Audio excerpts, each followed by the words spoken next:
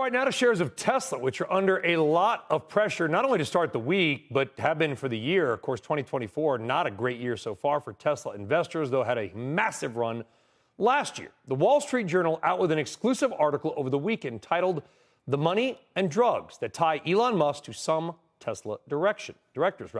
This follows a story earlier this year about concerns over Musk's apparent illegal drug use. Let's dig deeper into this and talk about why Tesla's board is not doing anything about it. Kristen Hull is the CIO of Nia Impact Capital. She removed Tesla from her core portfolio last January, but does maintain a small position now. And I want to be clear, Kristen, right? Like, there's reports about what Musk may or may not be doing, but I want to make it very clear that he has said he has passed all drug tests. And of course, talking about cannabis, cannabis is legal in so many states anyway. So what do we know, and how do you come at it as a shareholder? Thanks, Brian, and thanks for having me back on CNBC. This company continues to present concerns for investors. So I'll just say a little bit about where we are with this current concern as far as drug use. And one is just really coming to the job of the board. What is the board as far as ensuring that the CEO is able to do and perform its job duties? In the case of Tesla, there's actually a very clear drug-free workplace. Their code of conduct actually prohibits all employees, including executives, from using drugs, even outside the workplace. And so we are looking to see whether the board is actually doing its job, both looking at reputational risk as well as financial risk to Tesla.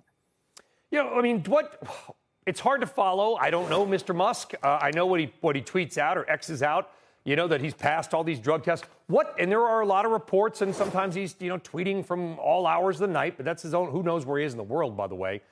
What do we know for certain, if anything? Oh, do we know whether he's actually using drugs? No, that's not something that I know. It's more that this issue, I think some have said his erratic behavior comes from his genius or his creativity. Some of these outlandish tweets are perhaps part of the genius. There is some concern what is happening. I think it's really up to the board, though, to see can he both stick with the policies and code of conduct that Tesla has set, and then also can he do his job as the CEO? And that's really for the board to step in and step up and figure this out, and then communicate out to investors just what is going on. How much of your concern then is really about the alleged drug use, and how much of your concern is the oversight of the board of directors or the lack thereof? Thanks, Contessa. It's a great question. What we're really concerned is, can the CEO do the job of reining Tesla, bringing it to its next stage? Can it attract and retain top talent? They've had a significant issue with human capital management in general. And so this does point to the board as far as being able to help reduce risk for Tesla. They are being sued for environmental hazards. They are being sued for racial discrimination. Can we have the brand as well as the financial interest that investors need to see? Do you think, he made headlines going back to the board and saying, I need to have at least 25% of the stock in order for me to feel like I should really be investing my brainpower here. Is this a company that needs Elon Musk? That is the question of the hour. Thank you for asking it. There would be those that say the founder is really important. And I think that no one, love him or hate him, no one is arguing that he and Tesla haven't disrupted the entire automobile industry as we know it. We're certainly interested in that battery play, as well as connecting to the grid with the solar, as well as everything they're thinking about for robotics moving forward.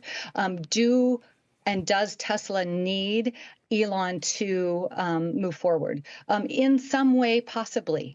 Does it need to be the CEO figurehead? Could he move to being president or just founder? In many ways, that is, again, the work of the board to figure this out as what is his highest use, what is his best use, and then also how can we reduce the risk that some of these issues have been posing. Let me ask you a question you may not want to touch, but listen, Mr. Musk obviously is a very polarizing figure in many ways, and since he bought Twitter, he's become even more polarizing. Kristen, You know, you talked about all the things that are going on at Tesla. He just lost this pay package case at a Delaware court. They're kind of going after him on the Twitter side. Do you feel that Elon Musk generates, and we know he generates an inordinate amount, shall we say, of government attention, but do you think it's fair? Or do you think that people they want to go after him because he's Elon Musk and he's richer than everybody? So, Brian, that's a great question. I would say in the case of the grievances, he's actually not achieving enough attention. Yes, he creates a lot of attention on his own platform, whether, he should have that platform, whether that should have been taken private, that's a whole nother discussion. And yet we as investors really do need to see the board reining him in. And they have, in our opinion, failed to do so thus far. And so we want to see the attention happening. The pay package was deemed egregious. And excessive. And could that or should that happen in any company in corporate America or beyond? No.